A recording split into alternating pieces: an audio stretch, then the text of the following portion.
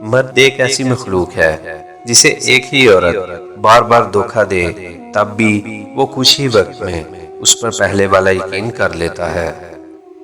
تعجب عورتوں کی عریانی اور تنگ لباس دیکھ کر نہیں ہوتا، بلکہ تعجب یہ ہے کہ جس گھر سے نکلتی ہیں کیا اس گھر میں بھی مرد رہتے ہیں۔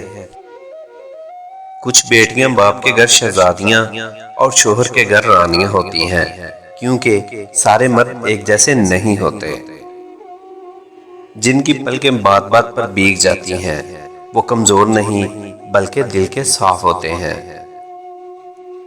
اس لڑکے کا دکھ بھلا تم کیا سمجھو گے جس کو محبت گھیر لے اور وہ بے روزگار ہو۔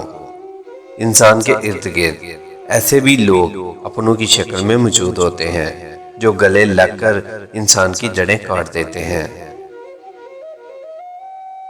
کردار صرف عورتوں کا ہی نہیں ہوتا، مرد حضرات بھی جب کردار سے گر جائیں گے تو بد کردار ہی کہلائیں گے۔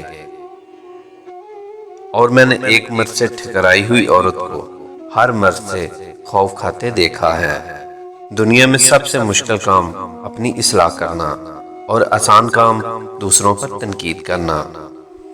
آپ کسی کا ٹائم پاس ہیں یہ معلوم ہوتے ہوئے بھی آپ اس کے پاس ہیں تو آپ کی عزت و نفس یہاں تو ہے ہی نہیں یا پھر مر چکی ہے۔ طاقت یہ ہے کہ انسان آنسو بہانے کی بے شمار وجوہات ہونے کے باوجود مسکرانے کو ترجیح دے۔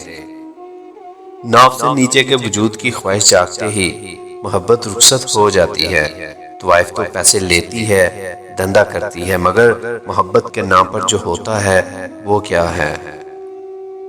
مرد کا کردار اتنا مضبوط ہونا چاہیے جیسا زلیخا کے سامنے حضرت یوسف علیہ السلام کا تھا۔